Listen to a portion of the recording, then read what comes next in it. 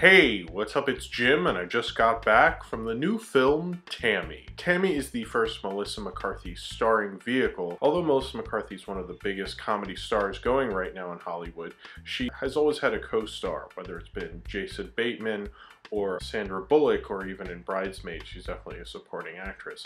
And this is her first time leading a film and being the main protagonist. This film is also co-written and produced by her, as well as Will Ferrell and Adam McKay, and is also co-written and directed by her husband, Ben Falcone. Most of the time when a big star gets more control over a movie or decides to make a movie with more of their control, it's usually more of a vanity project. And in a lot of ways, this is kind of a vanity project, but it's a vanity project with some sacrifice, understanding that they need to make a certain kind of movie, and they want to make a Melissa McCarthy movie that will make money and get people in and get people laughing, but also let her do the performance in a role that she wants to do. That's probably one of the smarter ideas if you're going to do a vanity project, to do it this way. I don't think it entirely works most of the time, but it makes it a lot more digestible. A lot of times when a big star does a vanity project, it's something that the movie-going public isn't as accustomed to,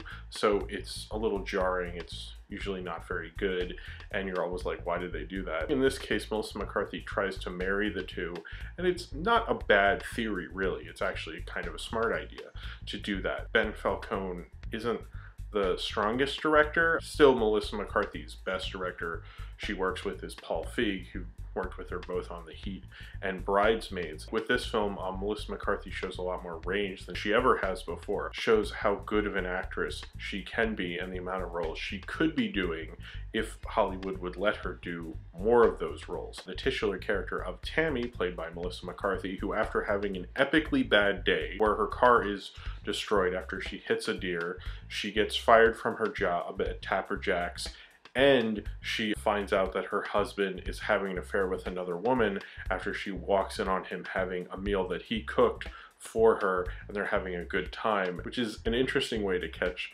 your spouse cheating on you. But to her it means more because he never cooked for her and never really did that for her, so it's like a whole new side of him that she brings out. It's almost like more emotional and kind of more cutting in a lot of ways. After her life falls apart, she decides to hit the road and get out of the town that she's been in with her grandma, played by Susan Sarandon, and they get in a car with her grandmother's money, and they hit the road and try to make it to Niagara Falls, where Susan Sarandon's always wanted to go since she was a little girl, and they travel around and get into all sorts of wacky adventures. Melissa McCarthy is probably one of the more interesting Hollywood stars. Even though she's hit the height of stardom, she had two films that made over $100 million domestically last year and were two massive hits. But she can't really go beyond kind of the fat buffoon role that she's made famous for, even though she's excellent at it. And I've always thought she's an incredibly talented comedic actress. First familiar with her from Gilmore Girls, which was a completely different role,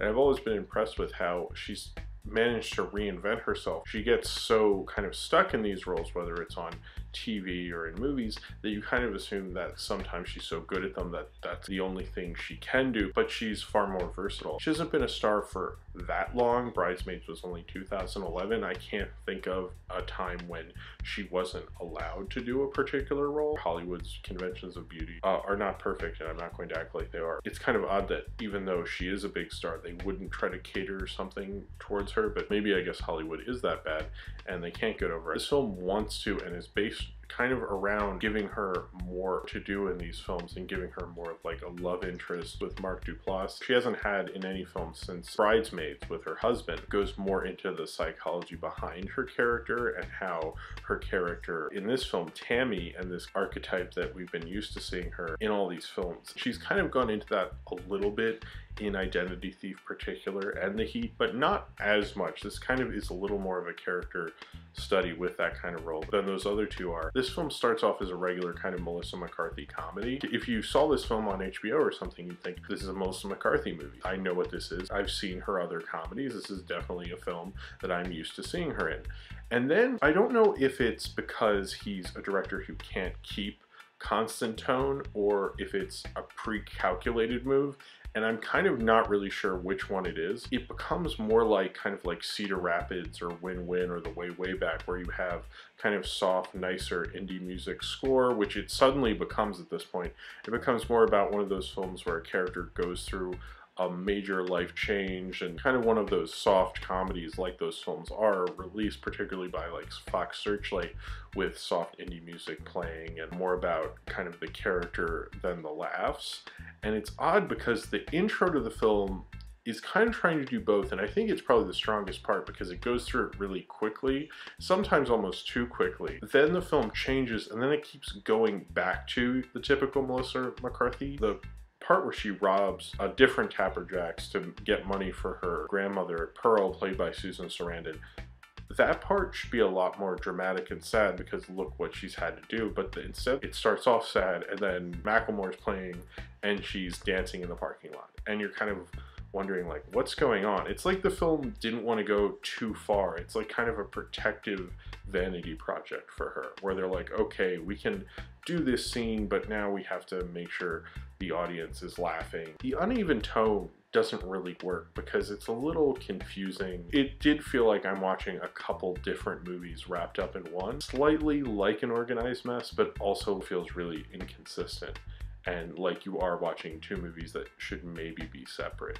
I mean, if it was like one movie and then it became another movie, I could almost accept that more. If it like that dropped, and it feels like it wants to do that, but then it like retreats. There's some good performances in this film. Susan Sarandon gives probably one of her better performances I've seen from her in a while. The way she treats her alcoholism in the film kind of makes sense, that it's funny and then it gets really sad and disturbing. Well, not too disturbing, but it does get sad. That shows what it's like to hang out with someone with a substance abuse problem. It's like fun to party with them and they're making jokes, but then when they do something incredibly terrible because of their problem, you look at it in a different way. Also, Dan Aykroyd has a bit part as Tammy's dad. I wish they kind of maybe used him a bit more. I mean, it's like Dan Aykroyd. He wasn't that great, but I was kind of surprised he had such a small role in this film. Of her recent films, her performance was a lot better than something like Identity Thief, and it shows more range, and maybe it's probably the direction's on par with Identity Thief. Wasn't very good. Sure, it understood how to be a little more digestible for an audience while still being a vanity project. It kind of shows she's